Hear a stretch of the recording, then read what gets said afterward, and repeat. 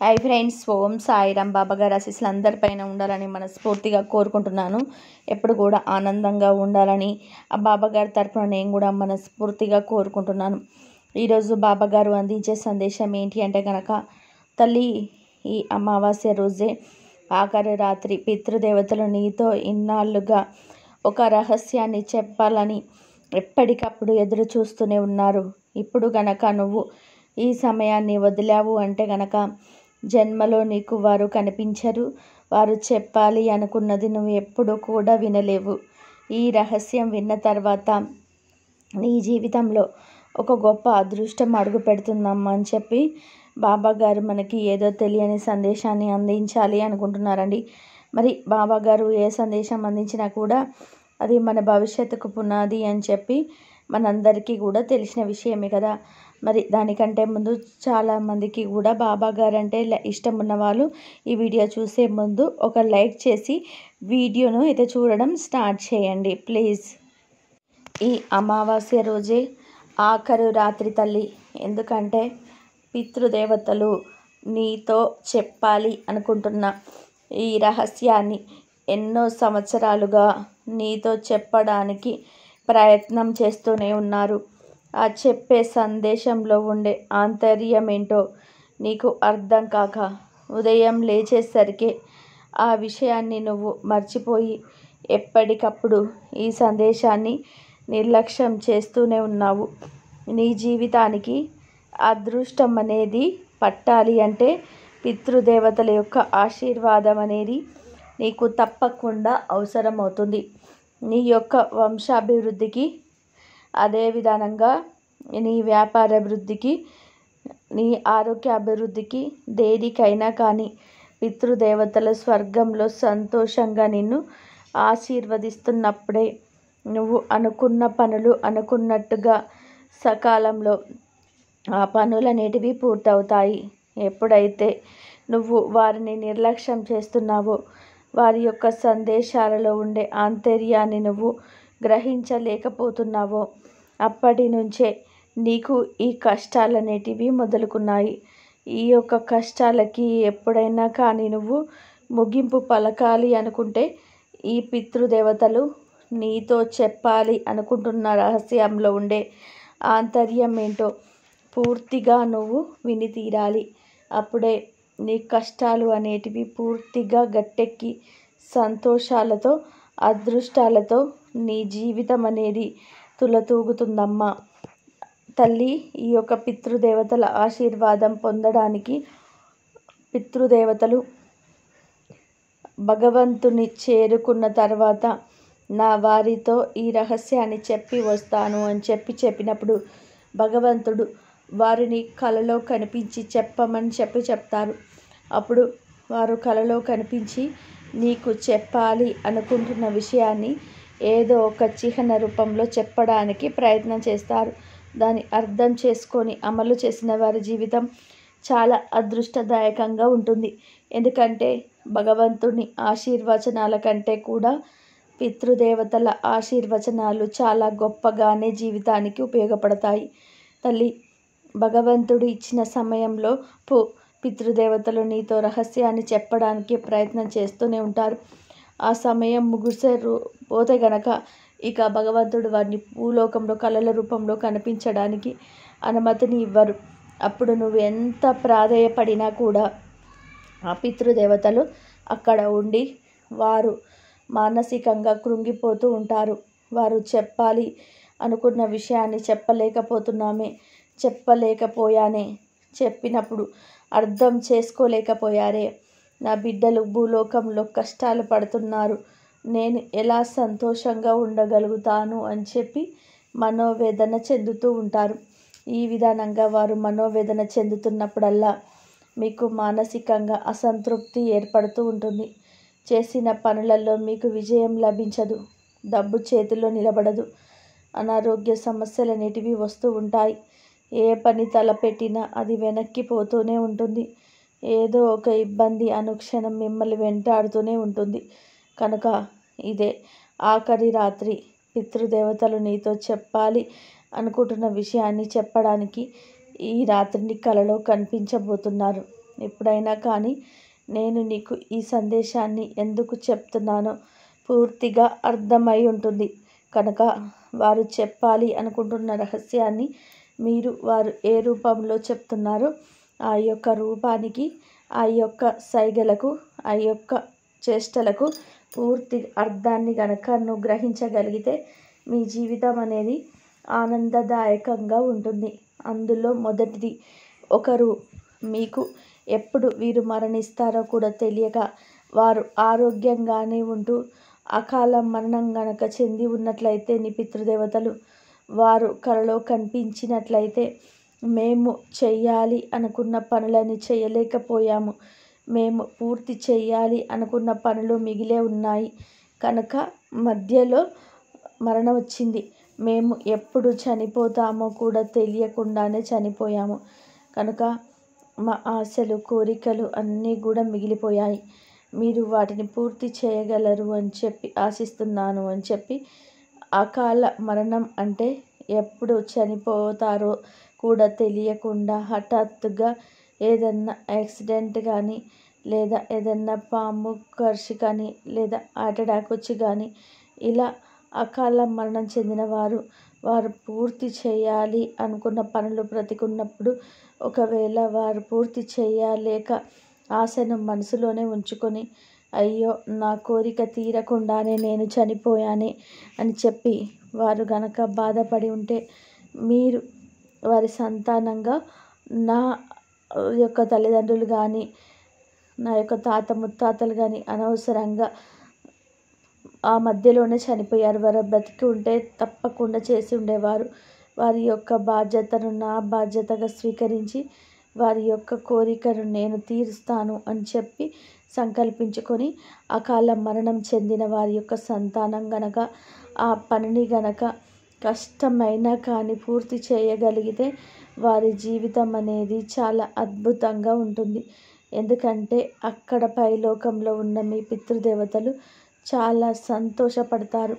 మీరు వారి యొక్క కోరికను తీర్చినందుకు వారు మనస్ఫూర్తిగా ఆశీర్వదిస్తారు. వారి యొక్క ఆశ నెరవేరినందుకు కనుక అకాల మరణం చెందిన వారు గనక మీకు కలలో కనిపిస్తే వారి యొక్క ఆశలు కోరికలు తీర్చమని అర్థం. ఇక రెండవది, జీవించి ఉన్న వ్యక్తే మరణించినట్టుగా కనిపిస్తే గనక దాని గురించి ఏమాత్రం కూడా కంగారు పడాల్సిన అవసరం లేదు.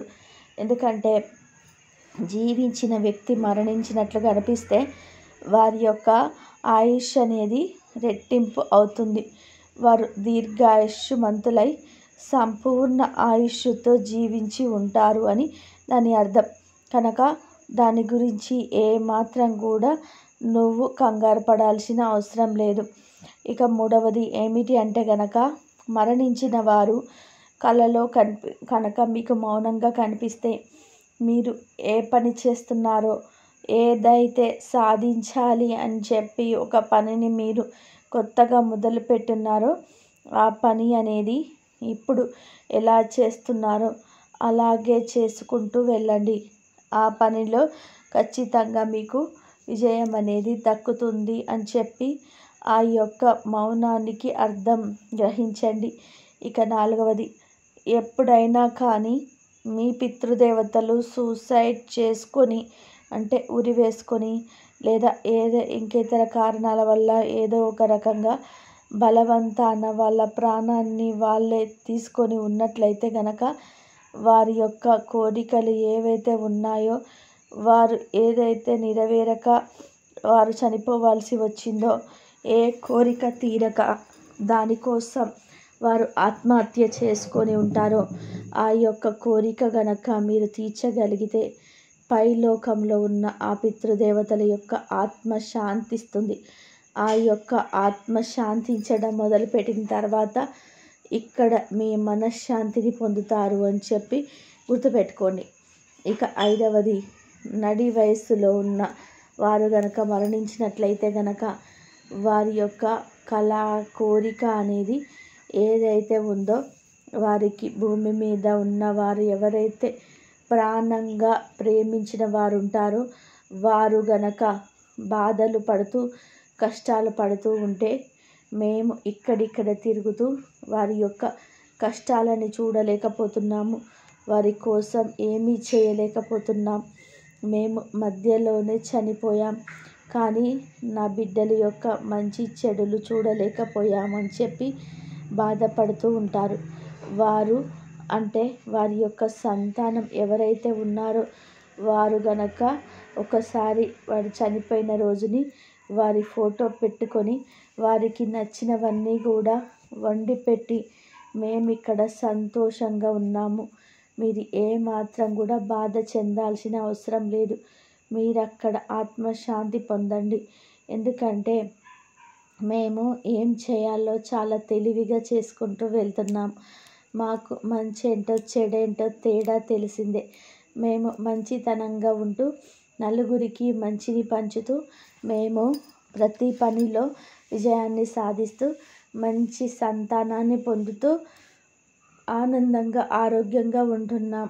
మా గురించి మీరు ఏమాత్రం కూడా దిగులు చెందవద్దు అని చెప్పి మీరు గనక చెప్పగలిగినట్లయితే ఆ యొక్క వ్యక్తి చనిపోయిన రోజు ఫోటో పెట్టుకొని మీరు ఆ యొక్క 7 సూతకాన్ని జరుపుకోగలిగితే ఖచ్చితంగా ఆత్మ శాంతిస్తుంది అని గుర్తుపెట్టుకోండి.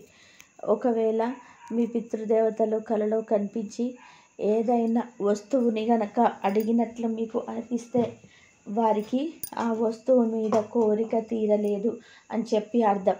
అప్పుడు మీరు ఏం చేయాలి అంటే కనుక ఆ వస్తువు ఏంటో మీరు కొనుక్కొని ఇంట్లో పెట్టుకొని దాన్ని వాడేటప్పుడల్లా కూడా బ్రతికుంటే మా పితృదేవతలు ఇది కొన్నందుకు చాలా సంతోషపడేవారు అని చెప్పి మనసులో మీరు తలుసుకొని ఆ వస్తువుని కొనుక్కొని వాడుకుంటే గనక వారి యొక్క ఆత్మ శాంతిస్తుంది. ఇక్కడ మీరు మనశ్శాంతిగా జీవితాన్ని గడపగలుగుతారు. ఒకవేళ భోజనం తింటున్నట్టుగా కనబడితే మీ పితృదేవతలు వారికి నచ్చినవన్నీ కూడా ఒకసారి వారు తినాలి అని చెప్పి అనుకుంటున్నారని దాని అర్థం. అప్పుడు మీరు ఏం చేయాలి అంటే ఏదైనా అమావాస్య రోజు కానీ లేదా వారు చనిపోయిన రోజు కానీ మీరు వారికి నచ్చినవన్నీ కూడా వండి పెట్టి మీరు బ్రాహ్మణుడికి గనక భోజనం పెడితే గనక వారి యొక్క ఆత్మ శాంతిస్తుంది. వారి యొక్క ఆత్మశాంతి ఎప్పుడైతే కలుగుతుందో భూమి మీద ఇప్పుడు మనశ్శాంతిగా బ్రతకగలుగుతారు అని గుర్తుపెట్టుకోండి. ఒకవేళ మీ పితృదేవతలు ఆకలిగా ఉంది అని చెప్పి అడిగినట్లయితే కనుక వారికి ఎవరైనా భోజనం పెట్టాలి, ఒక 10 మందికి ఆకలితో ఉన్న వారి యొక్క ఆకలిని తీర్చాలి అని చెప్పి దాని అర్థం. అటువంటప్పుడు ఆ పితృదేవతల యొక్క పుట్టినరోజు కానీ లేదా వారు చనిపోయిన రోజు కానీ మీరు దాన్ని గుర్తుపెట్టుకొని వారి పేరున ఒక 10 మందికైనా కానీ అన్నదానం చేసినట్లయితే కనుక వారు ఆకలితో ఉన్న అనే మాటను మర్చిపోయి సంతృప్తిగా స్వర్గానికి చేరుకోగలుగుతారు. దాని వలన మీరు వారిని నరకం నుంచి విడిపించి స్వర్గానికి ఒక దారిని చూపించిన వారు అవుతారు. అలా ఎప్పుడైతే వారు స్వర్గంలో అడుగు పెడతారో అప్పుడు భూమి మీద మీరు ఈ కార్యాన్ని చేసినందుకు మిమ్మల్ని మనస్ఫూర్తిగా సంతోషంగా దీవిస్తారు. కనుక వారు చనిపోయిన రోజు కానీ పుట్టినరోజు కానీ ఆకలితో ఉన్న 10 మందికి అన్నం పెట్టి చూడండి. మీ జీవితంలో అదృష్టాలు అనేటివి ఎలా కలిసి వస్తాయో. ఒకవేళ మీకు కలలో మీ పితృదేవతలు ఏడుస్తున్నట్టుగా కనిపించినట్లయితే భూమి మీద వారికి ఇష్టమైన వారెవరో బాధలో ఉన్నారు అని చెప్పి వారిని ఎవ్వరు పట్టించుకోవడం లేదు అని చెప్పి వారు కష్టంలో ఉన్నారు అని చెప్పి వారి కష్టాన్ని తీర్చండి అని చెప్పి మీకు ఏదో సందేశాన్ని పంపినట్లు అర్థం. ఒకవేళ ఆ యొక్క పితృదేవతలు చనిపోయి ఉన్నట్లయితే వారి బిడ్డలో వారి యొక్క మన సంతానమో ఎవరో ఒక కష్టం వచ్చి బాధపడుతున్నారు. ఆ కష్టాన్ని మీరు తీర్చేది అయితే ఖచ్చితంగా వారికి వెళ్ళి సహాయం చేయండి. వారికి ఆ కన్నీరు తుడిచే ప్రయత్నం చేయండి. అప్పుడు నేను ఇక్కడ నవ్వుతూ ఉంటాను. నేను ఎప్పుడైతే నవ్వుతూ ఉంటానో ఈ భూమి మీద నా సంతానమైన మీరు కూడా సంతోషంగా గడపగలుగుతారు. కనుక ఈ చిన్న కోరికను తీర్చండి, నా కన్నీటిని తుడవండి అని చెప్పి పితృదేవతలు మీకు సంకేతాలను ఇచ్చినట్లు అర్థం. ఒకవేళ కలలో కనుక మీకు పితృదేవతలు నవ్వుతున్నట్టుగా కనిపిస్తే గనక వారు సంతోషంగా ఉన్నారు అని చెప్పి అర్థం. మీకు జీవితంలో ఏదో అదృష్టం పట్టబోతుంది. అది ఆ పితృదేవతలకు ముందుగా తెలిసి వారు ఆనందిస్తున్నట్టు, మీకు ఆ అదృష్టం అనేది చాలా తొందరలోనే మీ జీవితంలోకి అడుగు పెట్టబోతున్నట్లు దాని అర్థం. కనుక మీ యొక్క పితృదేవతలు నవ్వినట్టుగా కనిపిస్తే మీరు ఏమాత్రం కూడా కంగారు పడవద్దు. ఎందుకంటే వారు సంతోషంగా ఉన్నారు కాబట్టి మీ జీవితాల్లో కొత్త సంతోషాలు అనేటివి అడుగు పెడుతున్నాయి. కనుక ఆ సంతోషాలను మీరు ఆస్వాదించండి, నన్ను మర్చిపోవద్దు. ఆ సంతోషం కలిగినప్పుడు నన్ను ఖచ్చితంగా తలుచుకోండి అని చెప్పి దాని అర్థం అన్నమాట. ఒకవేళ మీకు పితృదేవతలు కనుక కలలో దీవిస్తున్నట్టుగా కనిపించినట్లయితే కనుక దాని యొక్క అర్థం ఏంటి అంటే కనుక, నేను ఇక్కడ స్వర్గంలో సంతృప్తిగా ఉన్నాను, నా యొక్క కష్టాలు బాధలు అన్నీ కూడా వదిలిపెట్టి స్వర్గానికి చేరుకోగలిగాను, నేను ఇక్కడ ఆత్మశాంతిని పొందాను. కనుక మీరు ఏమాత్రం కూడా నన్ను తలుచుకొని బాధపడవద్దు, నేను సంతోషంగా ఉండనాను ఇక్కడ. కనుక మీరు కూడా సంతోషంగా ఉండాలి అని చెప్పి దీవిస్తున్నాను అని చెప్పి దాని అర్థం. అంటే మీకు తన వారి యొక్క పూర్తి ఆశీర్వాదాలు అనేటివి మీకు ఎల్లప్పుడూ కూడా మీ వెన్నంటే ఉంటాయి. మొదట చెప్పినట్టుగా భగవంతుడి ఆశీర్వాదాల కంటే కూడా పితృదేవతల యొక్క ఆశీర్వాదాలు చాలా గొప్ప ఫలితాన్ని ఇస్తాయి. కనుక వారి దీవెన మీరు పొందినందుకు చాలా సంతోషపడాలి. అంటే వారి యొక్క ఆశీర్వాదం మీరు ఏ పని చేస్తున్నా కానీ ఉంటుంది, ఏ కష్టం మీ దగ్గరికి రాకుండా కాపాడుతుంది. కనుక ఈ అమావాస్య రోజు రాత్రి మీకు పితృదేవతలు కలలో కనుక వచ్చి ఈ సంకేతాలను కనుక మీకు కనిపించేటట్టుగా చేస్తే వీటి యొక్క అర్థాలను తెలుసుకొని వారు ఎందుకు దేనికోసం మీకు కనిపిస్తున్నారు అర్థం చేసుకొని వాటి యొక్క పూర్తి బాధ్యతను గనక మీరు నిర్వహించినట్లయితే రేపు అమావాస్య రోజే కాదు, ఇంతకు ముందు కనిపించి మీరు ఈ సంకేతాలను ఇచ్చిన లేదా ఇకపై కనిపించి మీకు ఈ సందేశాలను ఇచ్చిన వాటి యొక్క అర్థం మీరు ఇప్పుడు తెలుసుకున్నారు. కాబట్టి వాటిని మీరు అర్థం చేసుకొని ఆ యొక్క పనిని మీరు పూర్తి చేయగలిగితే వారి యొక్క ఆశీర్వచనాలు అనేటివి ఎల్లప్పుడూ కూడా మీపై ఉంటాయి అని చెప్పి అర్థం చేసుకోవాలి. వారి యొక్క ఆశీర్వచనాలు అనేటివి మీతో ఉండాలి అంటే ఈ పని చేయాలి అని మీరు తెలుసుకోవాలి అన్నమాట. కనుక పితృదేవతలు ఈ అమావాస్య రోజు మీకు కనిపించినట్లయితే వారి యొక్క సంకేతాలను తెలుసుకొని వారి యొక్క స్వర్గానికి తలుపులు తీసుకునేటట్టుగా చేసే బాధ్యత పూర్తిగా మీ మీదే ఉంది అని చెప్పి ఈ యొక్క సందేశంలో ఉండే ఆంతర్యం. మరి బాబాగారు అందించిన ఈ సందేశంలో ఉండే ఆంతర్యం ఏంటో మీ అందరికీ కూడా అర్థమైంది, మీరు అర్థం చేసుకున్నారు అని చెప్పి ఆశిస్తున్నాను. మీకు అర్థమైందని చెప్పి ఈ సందేశం మీకు ఉపయోగపడుతుంది అని చెప్పి అనిపిస్తే ఈ వీడియోకి ఒక చిన్న లైక్ ఇచ్చి కింద కామెంట్ సెక్షన్లో ఓం సాయిరామ్ అని చెప్పి టైప్ చేయండి. మొదటిసారిగా సాయిబాబా పిలుపు ఛానల్లోకి వచ్చినట్లయితే బాబాగారి యొక్క సందేశంలో మీరు ప్రతి ఒక్కరు తెలుసుకోవాలి అనుకుంటే ఖచ్చితంగా మన ఛానల్ కింద బ్లాక్ కలర్లో సబ్స్క్రైబ్ బటన్ ఉంటుంది, దానిని ప్రెస్ చేసి పక్కనే ఆల్ సింబల్ ఉన్న బెల్లుని యాక్టివ్ చేసుకుంటే ప్రతిరోజు బాబాగారి సందేశాలు అనేటివి నోటిఫికేషన్ రూపంలో వస్తాయి. మరి మరొక మంచి సందేశంతో తప్పకుండా కలుసుకుందాం.